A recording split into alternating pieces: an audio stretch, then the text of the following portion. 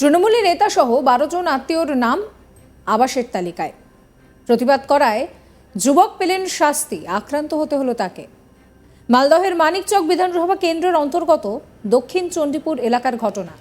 আক্রান্ত যুবক দানিশ আলী সিটুর জেলা কাউন্সিলের সদস্য বলেও জানা গিয়েছে। অভিযোগ উঠছে তৃণমূলের বিরুদ্ধে। জানা গিয়েছে ওই এলাকার বাসিন্দা তথা তৃণমূল নেতা আবির আলী। তৃণমূল নেতা সহ তার আত্মীয়দের 12 জন সদস্যের নামে আবাস যোজনার নাম এসেছে। ঘটনার প্রতিবাদ জানিয়ে গত 2 সপ্তাহ আগে দানিশ আলী মানিকচক ব্লক এবং জেলা শাসকের কাছে লিখিত অভিযোগ করেছিলেন। জানা যায় এই ঘটনার প্রতিবাদ করায় দানিশ আলীকে একা পেয়ে আবির আলী সহ 10 থেকে 15 জন তার উপরে হামলা করে। ধারালো অস্ত্র দিয়ে তাকে এলোপাথারি কোপ মারা হয়। এরপর রক্তাক্ত অবস্থায় তাকে উদ্ধার করে মালদহ মেডিকেল কলেজ হাসপাতালে নিয়ে যাওয়া হয়। আপনাদেরকে শোনাবো প্রত্যক্ষদর্শী সাহেব হক কি বলছেন। বাড়ি থেকে বের হচ্ছিল, রক্ত শিবিরের পঞ্চায়েত যাচ্ছিল, ওদের 2 জন ওদের বংশগুলি ধরে চাকু মেরেছে। কেন মারলো? কেন মারলে তো কৃতজ্ঞতার নামে ঘর এসেছিল, ভূতের মেম্বার ছিল, বলছিল কি ঘরটা যদি সে গরিবদের গায়ে যারা গরিব আছে তাদের সবার নামে ঘর আসবে। তোমাদের নাম কি করে আসলো? 12 জনের নাম, যারা পাওয়ার যোগ্যতা আছে তারা ঘর পাবে, আর তোমরা সবটা ঘর তোমরা রেখেছিল বংশের মধ্যে। গ্রামে তো হিন্দু আছে, সব অনেক আছে, মুসলমান আছে, সবার নামে ঘরটা হওয়ার দরকার নেই। যারা গরিব আছে ওদের নামে ঘর নেই, তোমাদের নামে কেন ঘর? সমাজে বুথের মধ্যে সবার নামে ঘর হবে, একটা দুটো সবার নামে হবে, আর তোমরা 12টা ঘর তোমাদের নামে কি করা হলো? ওই প্রতিবাদ করেছে, তার জন্য মেরেছে। আজকে সকালে পঞ্চায়েত যাচ্ছিল রক্ত শিবিরের জন্য, রাস্তাতে ধরে একে মেরেছে। আপনাদেরকে শোনাবো কামাল শেখ, তিনি কি বলছেন। প্রায় 20-25 দিন আগে আবাস যোজনায় প্রায় 12 জনের নাম এসেছিল। এবার তাদের দালান বাড়ি, বড় বড় বাড়ি, তার প্রতিবাদ করেছিল। যারা যোগ্য ব্যক্তি তাদেরকে আবাস যোজনায় বাড়ি তারা কেন পাবে না, অযোগ্যদেরকে কেন দেওয়া হচ্ছে, তার প্রতিবাদ লিখিত কমপ্লেন করা হয়েছিল ডিএম অফিসে এবং বিডিও অফিসে। এইবার কিছুদিন কেটে যাওয়ার ফলে আজ সকালবেলা আবির আলী, সাইন আলী সহ প্রায় 25 জন মিলে আক্রমণ করে দানেশ আলীর উপরে। সে আক্রমণ চাকু ছুরি দিয়ে পুরো আক্রমণ করা হয়েছে। এখন আশঙ্কাজনক অবস্থায় মালদা মেডিকেল কলেজে আনা হয়েছে। আসলে সকালবেলা যাদের নাম এসেছিল তারা হচ্ছে তৃণমূল, সকলেই তৃণমূল, আর ইনি করেন সিপিআইএম। তাই সকালবেলা সিপিআইএম ভার্সেস তৃণমূলের সংঘর্ষ, এর উপরে আক্রমণ, ব্যাপক হারে আক্রমণ করেছে তারা। এখন আমরা চাইছি যে তাদের অবিলম্বে সমস্ত দোষীদেরকে, ভূতনি থানার প্রশাসনকে অবিলম্বে অ্যারেস্ট করতে হবে। আমরা এটাই চাই। এখন আগ্নেয়াস্ত্র ছিল, তারপরে চাকু ছুরি দিয়ে আক্রমণ করা হয়েছে তাদের উপরে।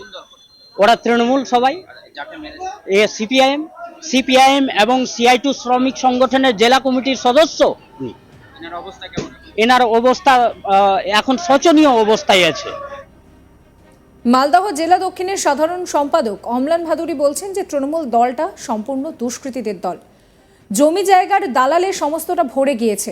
কি বলছেন তিনি, শোনাবো আপনাদের। দলটার উপর থেকে নিচ সমস্তটাই দুর্নীতিতে ভরে গেছে। একটা পরিবারের 12 জনকে এরা ঘর দিয়েছে, আর তার প্রতিবাদ করতে গেছে কেউ, তাকে মারধর করে হসপিটালে ভর্তি করে দিয়েছে। পুলিশ নীরব ভূমিকা পালন করছে। সারা পশ্চিমবঙ্গ জুড়ে একটা অদ্ভুত অবিচার চলছে, অন্যায় চলছে। এর প্রতিবাদে মানুষ কিন্তু আস্তে আস্তে রুখে দাঁড়াচ্ছে এবং এটা ধীরে ধীরে বড় একটা আকার নেবে। এই নিয়ে জেলা তৃণমূলের সহ সভাপতি দুলাল সরকার তিনি বলছেন যে এই ঘটনা সম্পূর্ণ মিথ্যে ঘটনা, মিথ্যে কথা বলা হচ্ছে, এখানে তৃণমূল জড়িত নয়, এটা অন্য একটা গন্ডগোল। তিনি কি বলছেন শোনাবো। আক্রান্ত হয়েছে, এখানে তৃণমূলের নাম বলা হচ্ছে, সম্পূর্ণ মিথ্যা কথা। তৃণমূল এই ব্যাপারে জড়িত না, এটা অন্য গণ্ডগোল। আর আবাসনের ক্ষেত্রে যদি কেউ বলে থাকে, আমাদের সরকার কোনো নেতৃত্ব কেউ যদি তার বাড়ি ঘর থাকে সে আবাসন পাবে না, সবার জন্য সমান কথা। যদি কোনো গরিব মানুষ সে তৃণমূল যদি করতে পারে তার কি আবাসনের পাওয়া উচিত না? তিনিও যদি গরিব থাকে, বাড়ি না থাকলে আবাসন পাবে, এটা সরকারি নিয়ম। আর মানিকচকের ঘটনা, ওখানে জানেন দীর্ঘদিন যাবৎ ওখানে কংগ্রেস এবং সিপিএম যৌথভাবে নির্বাচন লড়ার পর থেকে তারা বিভিন্নভাবে তৃণমূলকে আক্রান্ত করার চেষ্টা করছে। তৃণমূলের ক্ষতি করার চেষ্টা করছে এবং নিজেদের মধ্যে গণ্ডগোল হলেও তৃণমূলের মধ্যে চালাবার চেষ্টা করছে। এই নিয়ে আমার কলিগ মিল্টন পালের একটি রিপোর্ট দেখাবো আপনাদের। ঘটনাটি ঘটেছে মালদার মানিকচক থানার দক্ষিণ চল্লিপুর গ্রামে।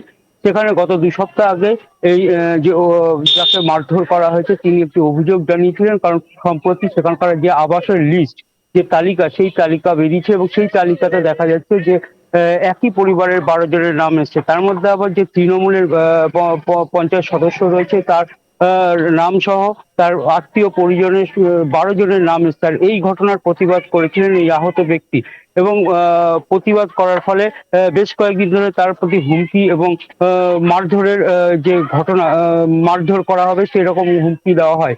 আজ সকালবেলায় হঠাৎ যখন তিনি বাইরে বেরিয়েছেন বাড়ি থেকে, তখনই হঠাৎ তার ওপর চড়া হয় বেশ কয়েকজন দুষ্কৃতী এবং তাকে বেধড়ক মারধর করা হয় বলে অভিযোগ। এবং এই ঘটনায় তাকে মারধর করে নাক ফাটিয়ে দেওয়া হয় এবং এই ঘটনার পর স্থানীয় বাসিন্দা যারা রয়েছেন তারা তড়িঘড়ি এসে তাকে সেখান থেকে উদ্ধার করেন এবং উদ্ধার করে স্থানীয় মানিকচক স্বাস্থ্য কেন্দ্রে নিয়ে যান এবং পাশাপাশি তার অবস্থা আশঙ্কাজনক হয় মালদা মেডিকেল কলেজ হাসপাতালে স্থানান্তর করা হয়েছে।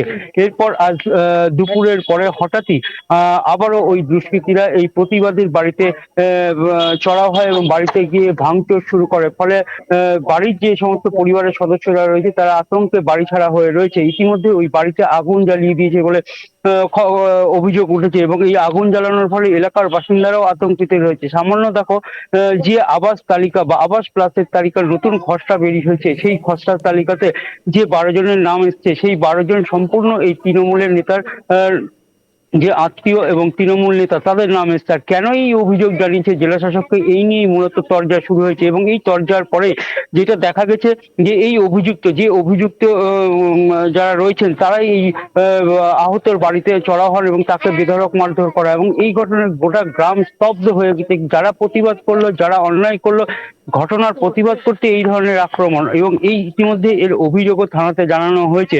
যদিও বিরোধীদের পক্ষ থেকে যেটা বলা হচ্ছে যে যেহেতু পুলিশ অর্থাৎ শাসক দলের নেতা এই ধরনের ঘটনা ঘটেছে সেই জন্য এই অভিযোগ নেওয়া হচ্ছে, কিন্তু কোনো কাজ করা হচ্ছে না বা তাদের ওপর কোনো অত্যাচার, তাকে ধরাও হচ্ছে না।